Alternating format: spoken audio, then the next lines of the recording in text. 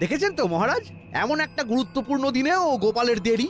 ঠিকই বলেছেন মন্ত্রী মশাই, সামনেই তো শিবরাত্রি। তা আলোচনাটা হবে কখন? সবাই সময় চলে এলো, গোপালেরই আসা বাকি। মহারাজকে বোকা বানিয়ে গোপাল দিচ্ছে ফাঁকি। আমার আমার মাথাটা গরম হয়ে যাচ্ছে। মনে হচ্ছে গোপাল এলে আজকে গোপালের চাকরি গেল। কি মজা, কি আনন্দ! গোপালের চাকরি গেলে আমি শিবরাত্রিতে বাতাসা বিলি করব। এই তো মহারাজ চলে এসেছি, আর সাথে করে নিয়ে এসেছি গরম গরম পায়েস। গোপাল, তুমি পায়েস এনেছো আমার জন্যে? হ্যাঁ মহারাজ, শুধু আপনার জন্য।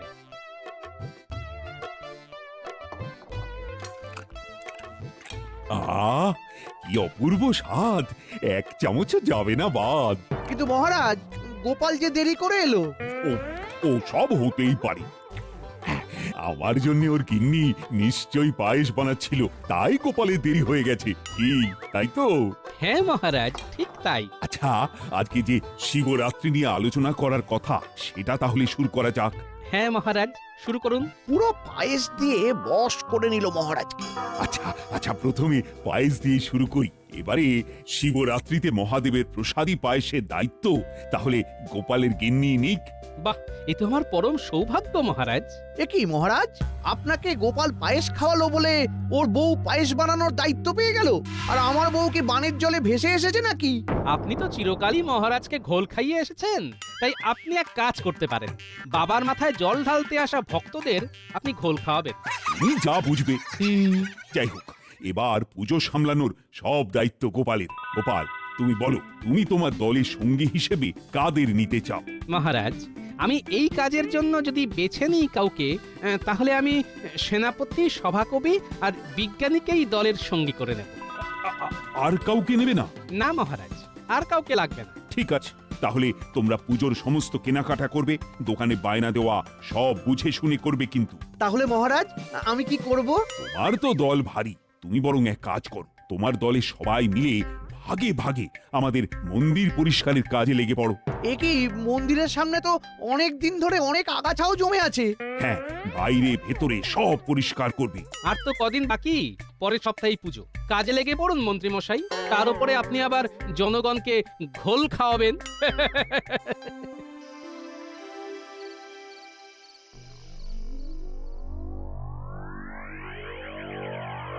এই এই এই শোনো শোনো, আমি একটা কথা বলে রাখছি, আমার কিন্তু পুজোর জন্য 4-5টা বেল চাই চাই। তুমি আগে থেকে 4-5টা বেল আনিয়ে রাখবে, নইলে দিনের দিন বাজারে ভালো বেল পাওয়া যায় না। আচ্ছা ঠিক আছে।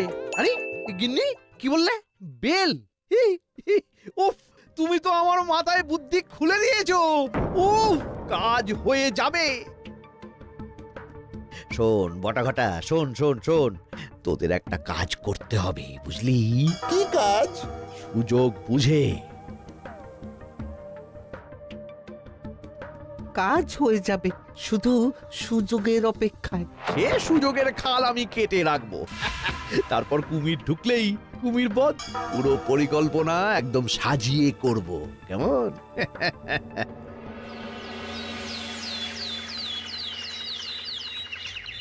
শোনো, অনেক জিনিসপত্র আছে, তাই একদিনে সব কাজ হবে না। আমি দশকর্মার দোকানে যাব। আমি মুদিখানা। আমি চালের দোকানে যাব। আমি তাহলে ওই মিষ্টির দোকানে বলে দিয়ে আসি। হ্যাঁ চলো, যাত্রা শুরু হোক। জয় মহাদেব।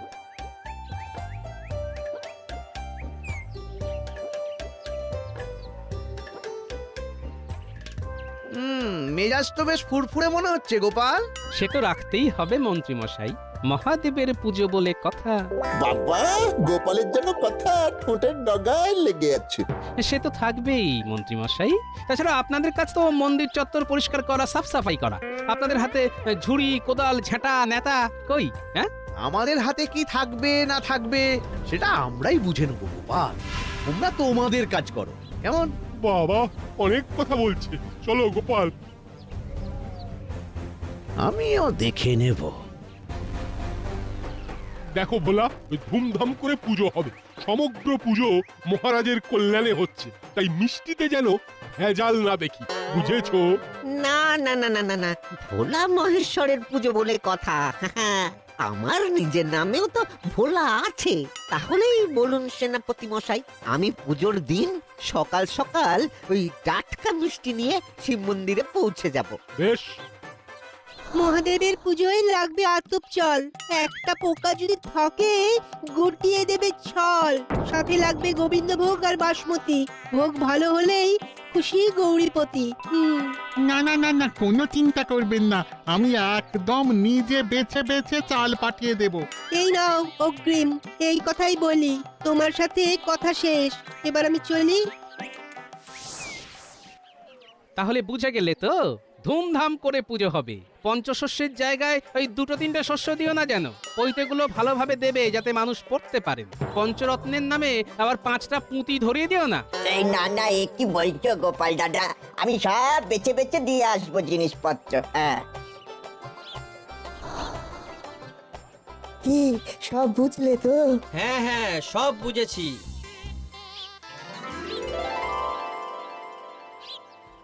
মহারাজ, আপাতত 4টে জায়গায় কাজ হয়েছে, এখনো অনেক বাকি আছে। কালকে যদি কিছু অর্থের প্রয়োজন হয় তাহলে আপনার কাছ থেকে চেয়ে নেব। আমি তাহলে এখন আসি মহারাজ। আমরাও আমরা আসি। হ্যাঁ হ্যাঁ হ্যাঁ, এসো এসো এসো।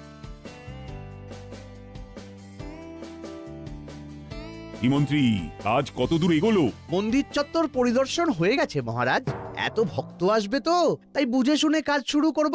আচ্ছা, তাহলে বলো কি বলতে এসেছো? মহারাজ, আসলে আপনি তো জানেন কারো কষ্ট আমি সহ্য করতে পারি না। আজকে সকালে পশ্চিম পাড়ার কুমোরের সাথে কথা হলো, ও খুব দুঃখ করছিল। কেন? আসলে ও বলছিল যে রাজবাড়ি থেকে উদ্যোগ নিয়ে এবারে তো ধুমধাম করে শিব মন্দিরে পুজো হবে, তাই পুজোর যে মাটির সামগ্রী দরকার, যেমন সরা, ঘটি, তো এসব যদি ওর কাছ থেকে নেওয়া হয় তাহলে বেচারার খুব উপকার হয় এই আর কি। বাহ বাহ বাহ, এ তো ভালো প্রস্তাব। পশ্চিম পাড়ার মানে ওখানে হরিকুমারের কথা বলছো তো? হ্যাঁ মহারাজ, ও ও সকালে আবার থাকে না। গোপালকে বলবেন তাহলে ওকে কালকে সন্ধেবেলার দিক করে না হয় বায়না দিয়ে আসতে। বেচারা গরিব মানুষ, উপকার হবে। দশকর্মার দোকানের থেকে দাম কমই হবে। বেশ বেশ, আমি বলে দেব। এখনো তো শুধু বায়না দেওয়া হয়েছে, না হয় সরা, কলসি, ঘট কুমোর বাড়ি থেকেই এলো, ক্ষতি কি? বেশ বেশ বেশ বেশ, আমরা এখন আসি মহারাজ। হ্যাঁ হ্যাঁ, এসো এসো। এই প্রহরী, প্রহরী, বলুন মহারাজ।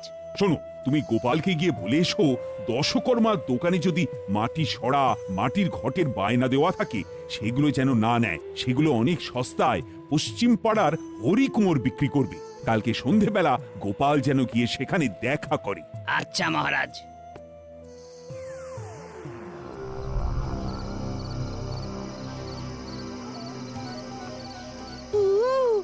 আচ্ছা, ঘটা একবার কোকিল ডাকলো, তার মানে গোপাল আসছে। ওরে বাবা রে,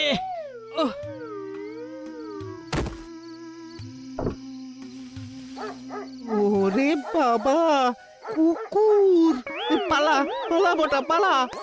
চাচা, আপন প্রাণ বাঁচা। সাব্বাস! তোরা তো আমার চিতা রে, চিতা। কিন্তু তুই খালি পায়ে কেন এলি বটা? আর বলবেন না, আপনার এই চিতাকে কুকুরে তাড়া করেছিল। বেশ বেশ বেশ বেশ বেশ, এবার আমাদের পথ ফাঁকা। গোপাল মোটামুটি বেশ কিছুদিনের জন্য শান্ত। হ্যাঁ, আমি বরং কালকে সকালে গিয়ে জুতো জোড়া নিয়ে আসবো। এখন যদি গোপালের জ্ঞান ফেরে তাহলে দেখে নেবে।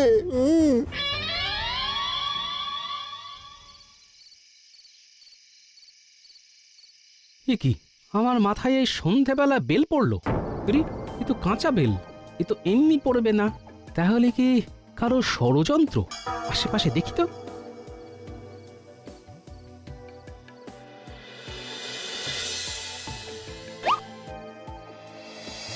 আরে, এ তো এক জোড়া জুতো। তার মানে যে আমার মাথায় বেল ফেলেছে এটা তারই জুতো। বেটা জুতো খুঁজতে তো আসবেই, আজকে না আসুক কালকে আসবেই। যাই, গিন্নির কাছে গিয়ে মাথায় ঠান্ডা জল দিই।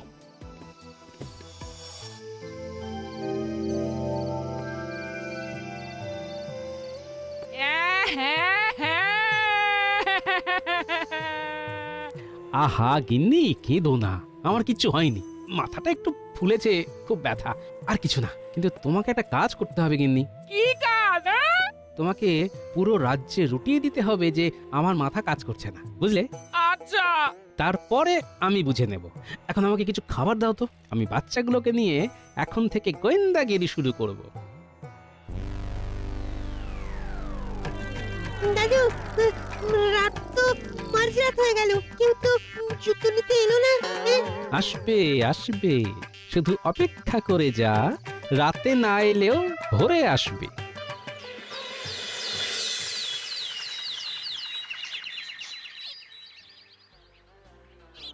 আরে এখানেই তো আমার জুতো জোড়া ফেলে রেখেছিলাম, কোথায় গেল?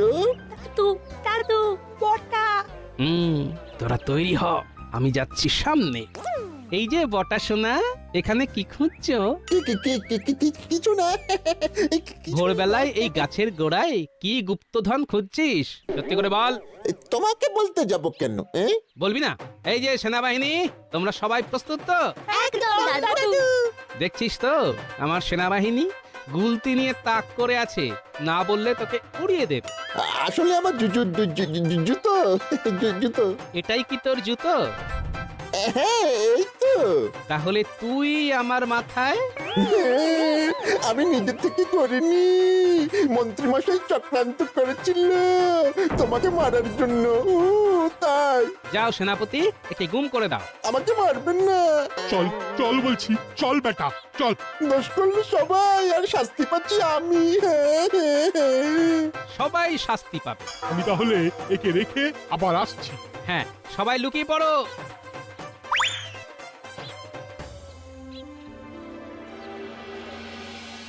সকাল সকাল বটা জুতো আনতে গেল, এখনো তো এলো না। তো এখানে দাঁড়িয়ে আমার মুখ দেখছিস কেন? যা গিয়ে দেখে আয়। ওই তো ডান কান খুঁজতে বাম কান আসছে, এবার এটাকেও ধরবো। বটা কোথায় গেলি রে? বটা উধাও, তুইও উধাও হবি। এই ছেড়ে দাও, ছেড়ে দাও, ছেড়ে দাও বলছি, ছেড়ে দাও।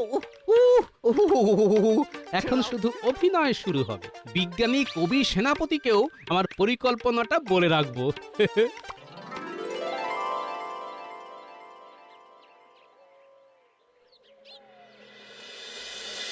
দূর দূর দূর, বটা ঘটা একদম ফাঁকিবাজ হয়ে গেছে। সেই যে গেল, আর এলো না। যাই যাই যাই, ওদের বাড়ি গিয়ে দেখি।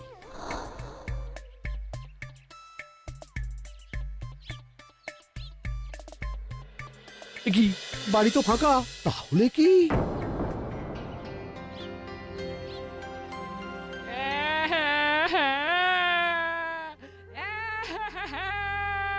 মহারাজ, আমার স্বামীর মাথার কাজ করছে না মহারাজ। কালকে ওর মাথায় বেল পড়ার পর থেকে আর ঠিকভাবে কথা বলছে না, উল্টো পাল্টা বলছে। সে কি? বেল পাকলে গোপালের কি? এই সেরেছে। ও গোপাল, তোমার এই কি হলো? বেল পাকলে গোপালের কি? মহারাজ, গোপাল তো ভারসাম্য হারিয়ে ফেলেছে বলে মনে হচ্ছে, ওর বিশ্রাম চাই। ও মহারাজ, এই অবস্থায় আমরা আর কাজ করতে পারবো না। গোপাল দায়িত্ব নিয়েছিল, তাই ছিলাম। তাতে কোনো চিন্তা নেই। তুমি এখন এসো গোপাল বউ, আমি দেখছি কি করা যায়। খাবে নাকি শরবত? ও বউ, বউ টুকি। গোপাল আর গোপাল নেই, উফ, এতদিনে রক্ষে। কি আর করা যাবে মন্ত্রী, তুমি বরং দায়িত্ব নাও, পুজো তো এগিয়ে এলো। ধন্যবাদ মহারাজ, ধন্যবাদ। আপনি আমাকে কিছু অর্থ দিয়ে রাখবেন। হ্যাঁ, আমি দেখবেন কেমন সাজিয়ে পুজো অনুষ্ঠিত করব। বেল পাকলে গোপালের কি? মন্ত্রী আসুন, আমায় ভালোবাসুন। এই এই এই ওই তো, আহা, তুমি একে নিয়ে যাও তো, এর বিশ্রাম দরকার।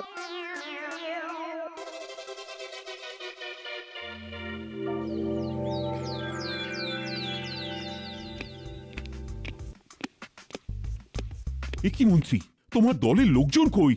সবাই কাজ শুরু করেছো তো? আমি তো বুঝতে পারছি না কিছু মহারাজ। প্রহরী, প্রহরী। বলুন মহারাজ। বাকি সভাসদদের নিয়ে এসো, আমার জানা দরকার পুজোর কাজ কত দূর তারা এগোচ্ছে। মহারাজ, আমার মনে হয় বাকিদের খুঁজে লাভ নেই। বাইরের গুঞ্জন শুনছিলাম পণ্ডিত, বৈদ্য, জ্যোতিষীকে নাকি কেউ বা কারা অপহরণ করেছে। সে কি? ও মহারাজ, আরে এবার কি হবে? আমি এত দায়িত্ব কি করে সামলাবো? আহা, বটা ঘটাকেও তো আমি দেখতে পাচ্ছি না। হ্যাঁ, বটা ঘটাকেও তো দেখতে পাওয়া যাচ্ছে না। তাহলে কি তাদেরকেও? এবার আমার কি হবে? সেনাপতি, তুমি এক্ষুনি মন্ত্রীকে নিয়ে ওদের খুঁজতে থাকো। আচ্ছা মহারাজ। বেল পাকলে গোপালের কি?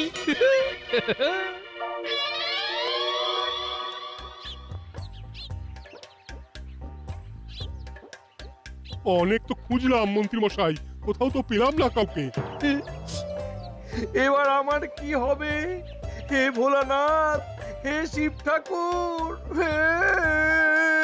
বেল পাকলে গোপালের কি? দূর ছাতা। উফ, এবার দেখছি আমার মাথাও কাজ করা বন্ধ করে দেবে। যাই যাই, বাড়ি গিয়ে বিশ্রাম নি। যাই।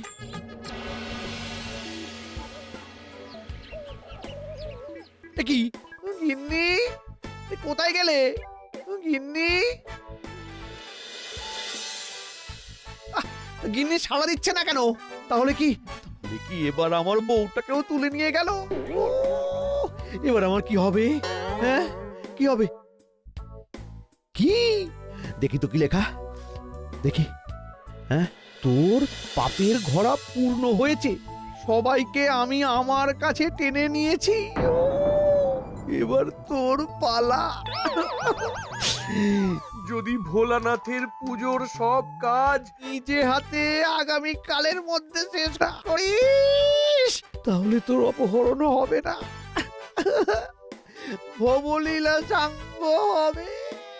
ওরে বাবা, ইতি ভগবানের সন্তান। ওরে ওরে, আমার কি হবে?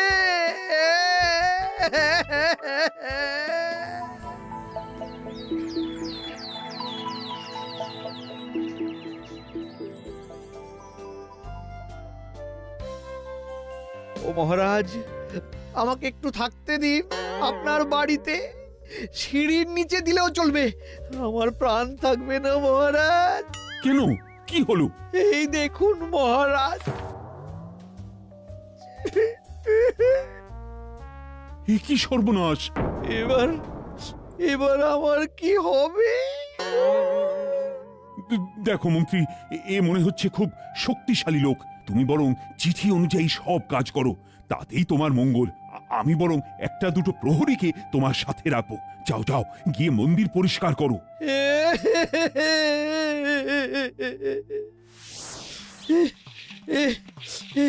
হে মহাদেব, আমার পাপের ফল ভোগ করছি।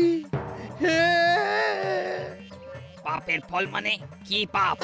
না না, কিছু না, কিছু না। এবার মন্দিরের সামনেটা ভালো করে ভেজা কাপড় দিয়ে মুছে ফেলুন। করছি করছি। ওরে বাবা রে, আরে তোমরাও তো একটু হাত লাগাতে পারো নাকি? ওটা তো আমাদের দায়িত্ব নয়, আপনাকেই করতে হবে, নইলে যে ভগবানের সন্তান আপনাকেও তুলে নেবে। বাহ বাহ বাহ, ভালোই হচ্ছে। এই তো মন্ত্রী, মন দিয়ে কাজ করছো। কিন্তু আমার যে সবাই চলে গেল মহারাজ, বউটাও চলে গেল। যাই হোক, এরপরে বাজারে যাবে, মন্দিরের সামনেটা যারা সাজাবে তাদের কাছে বায়না দিয়ে আসবে। খুচরো বা আরো কিছু জিনিস আনতে হবে, সেগুলো আনবে কিন্তু। এই নাও ফর্দ। ওরে বাবা, এবার আমি মরে যাব।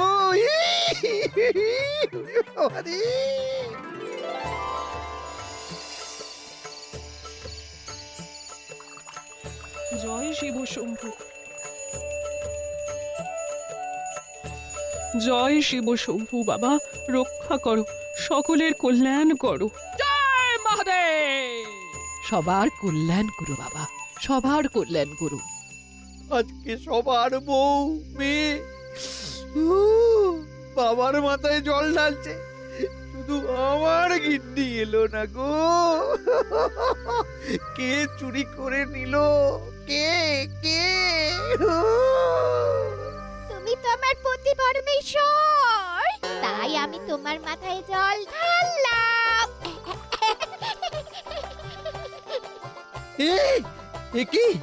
কি তুমি ফিরে এলে? কোথায় কোথায় ছিলে? কোথায় ছিলে তুমি? কোথায়? আমরা সবাই ফিরে এসেছি। গোপাল আমাদের ধরে নিয়ে গিয়েছিল, আবার আজকে এই শুভ দিনে ফেরত পাঠিয়ে দিল।